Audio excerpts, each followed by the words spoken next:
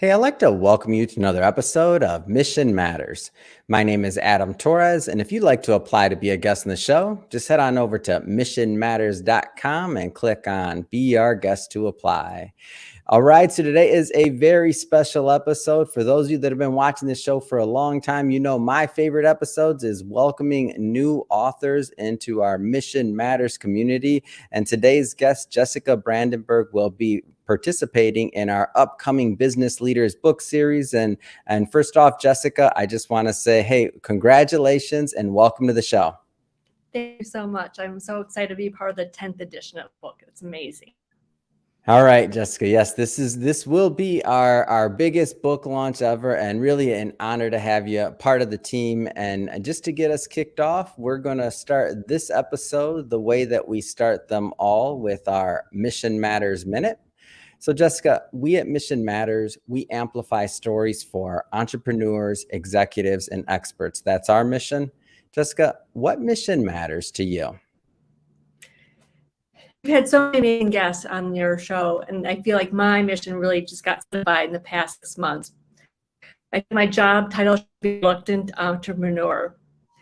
But my mission is to exemplify that we can overcome our brain's patterns that we've been telling ourselves for a lifetime.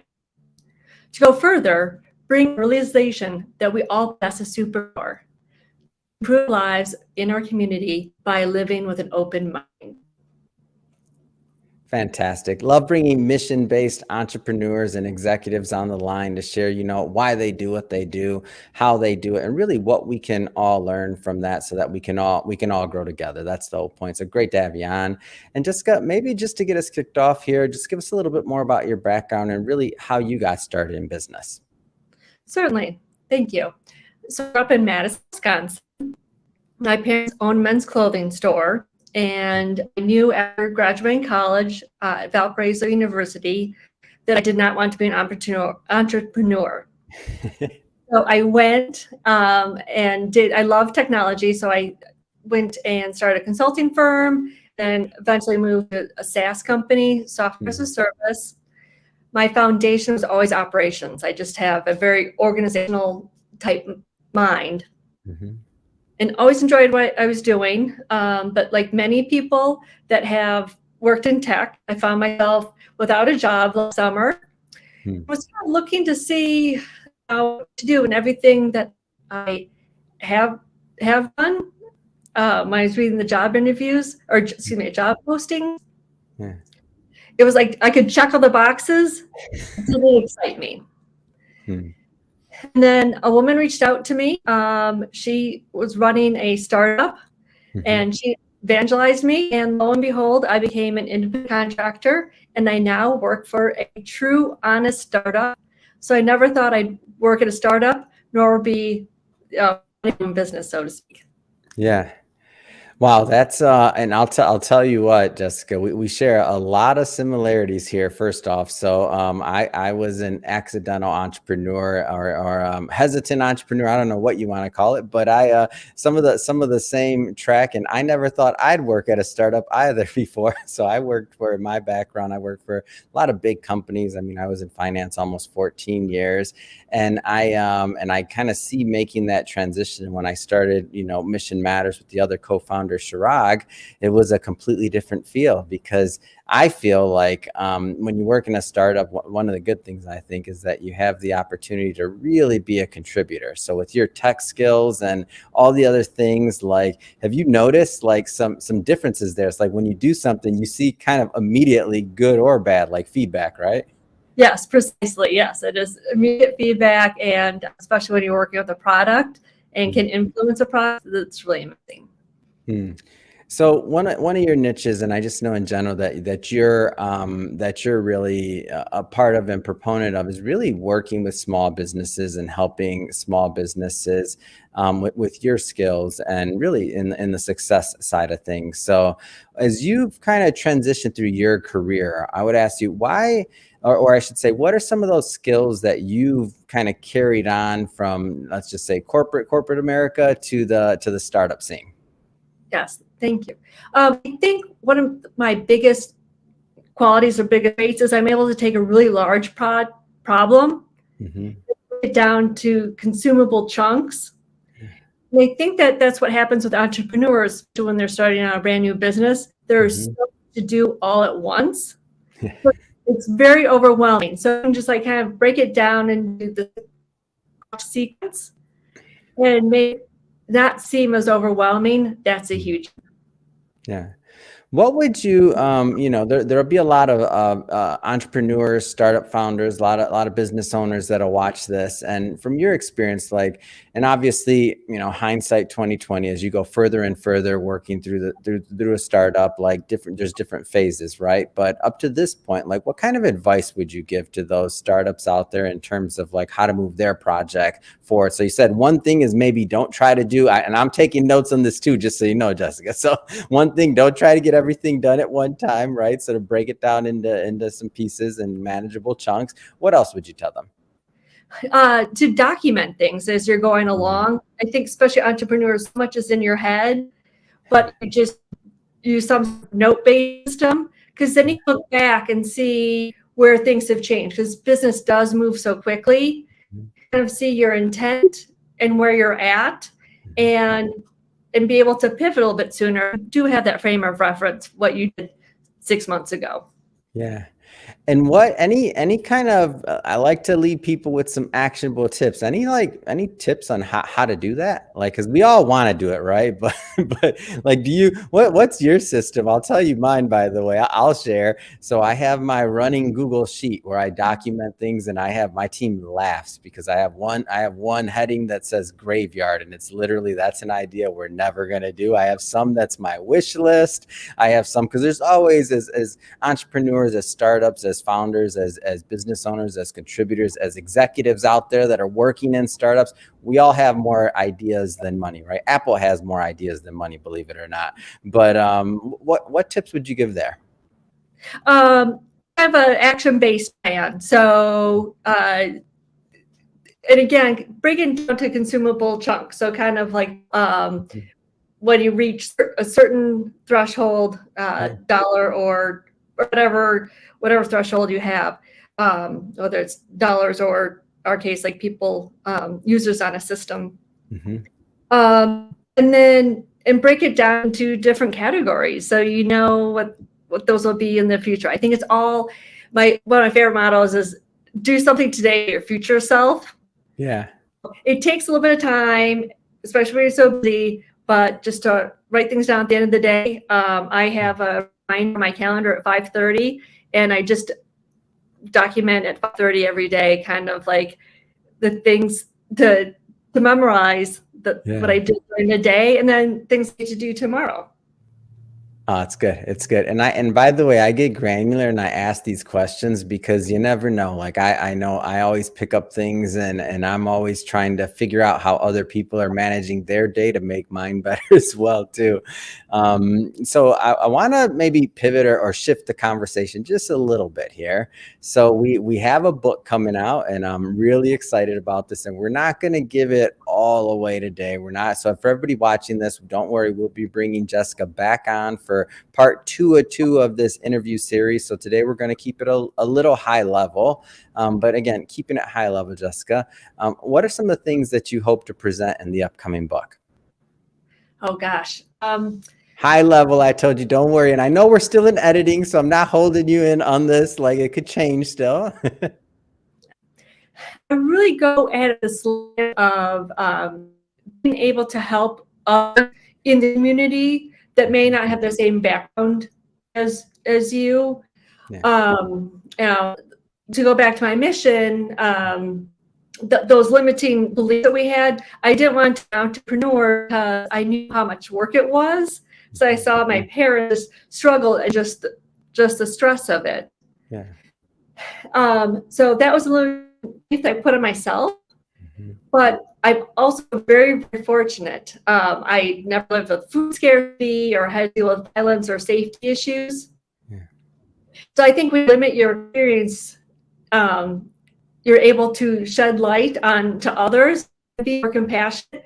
I've been before in Chicago doing some volunteer work that give me insight to how my neighbors who are only just a few miles away, how they live, and it's different than how I grew up. Yeah. And I know one of the organizations that you're very active with, I believe it is Chi Tech. Tell us a little bit more about that. Certainly. So that is a Chicago-based public school, and I got involved with it because it is a STEM school. So it's all about entrepreneurship, and it is a Chicago-based school, which Yeah. means most minority students, many of whom do have subsidized food, and the school is really their shelter, and it's also a place where they know and grow Mhm. and go to college and better their lives and then better the lives of their children. Mm. But going back to saying how different we've lived. We all went through a pandemic, but a lot of these students were having to do homework on their phone because they don't have internet at home.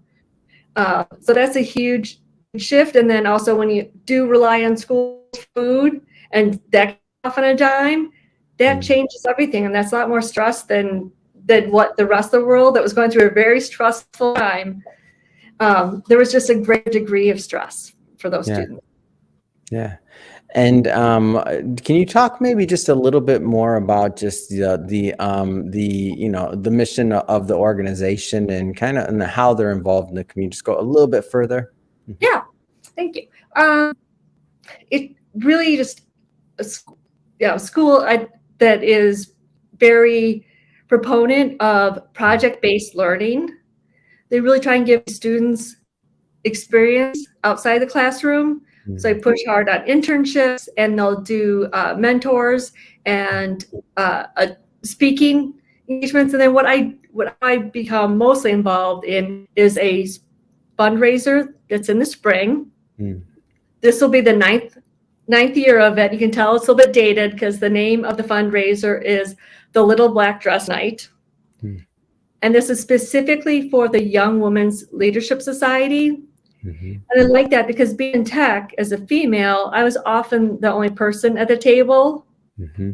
But there's so few people, women of color, are in so it's just try and elevate them and to provide mentorship.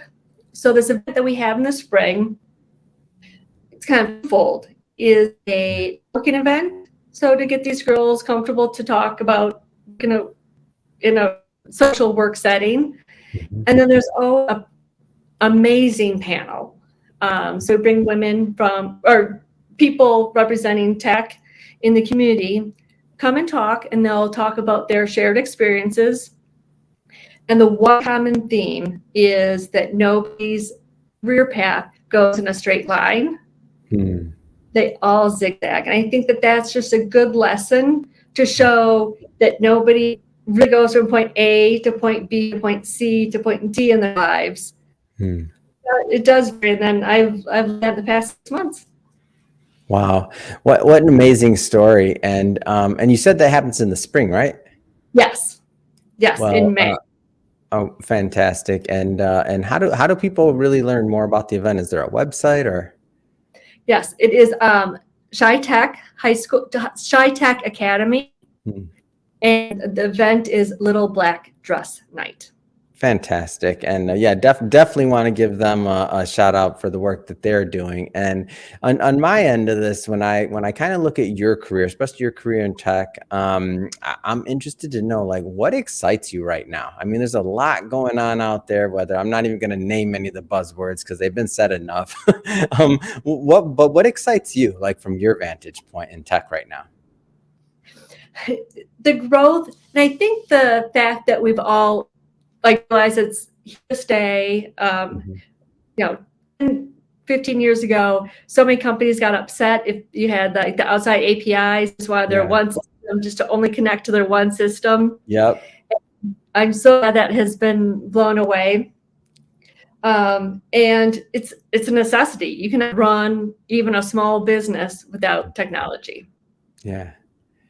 It's interesting too, because I see as like people are developing and looking at their, especially small businesses, at their tech stack and what's next. I feel like the cost, like for small businesses, that now it can add up, right? You add enough services to your to your bill, it adds up over time.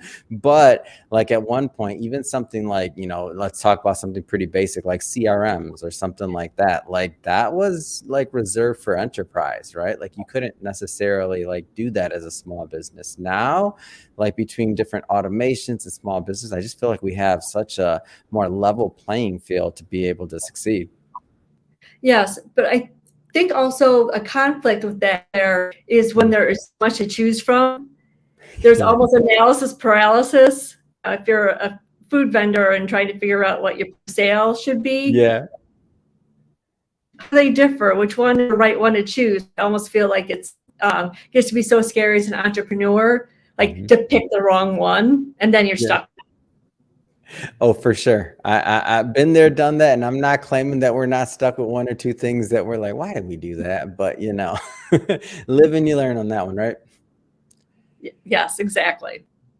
Well, Jessica, I will say, first off, it has been great having you on the show today and catching up, learning a little bit more. And I know we're just getting started really on our work together and working on this book. And as I mentioned before, for everybody watching, we'll be bringing Jessica, of course, back on the show for part two of this interview series, and we're going to go way further into her writing in the upcoming book.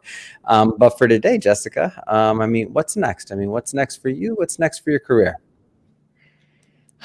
Uh, um, Next, I think just diversifying and really being able to use my experience. I like my background. I do not regret any of the decisions I've made in my life, like working in the enterprise space. Mhm. So I like all the building blocks that I was able to achieve in my career, but I just feel like I'm in a mentor state and want to help others, whether it's the startup that I'm working for or their small businesses that they're trying to help. Fantastic. And I'll be sure to put the links to this and have my team put the links to Shy Tech in the show notes so that people can just click on the link and head right on over and check out the gal and check out the work they're doing overall. But if somebody wants to follow your journey and follow you, what's the best way for them to do that? You can find me on LinkedIn at Jessica Brandenburg, and spelled Burg at the end. And we'll definitely put all that information in the show notes so people can head right on over and check out your page. And speaking of the audience, if this is your first time with Mission Matters or engaging in an episode, we're all about bringing on business owners, entrepreneurs, executives, and experts and having them share really their mission, the reason behind their mission, why they do what they do, how they're doing it, and really what we can all learn from that so that we can all grow together. That's the whole point of the Mission Matters platform, is for us all to grow together through education. If that's the type of content that sounds interesting or fun or exciting to you, we welcome you. Hit that subscribe button because we have many more mission-based individuals coming up on the line and we don't want you to miss a thing. And Jessica, it's been a pleasure. Until the next time we get to work together, thanks again for coming on the show. Thank you so much.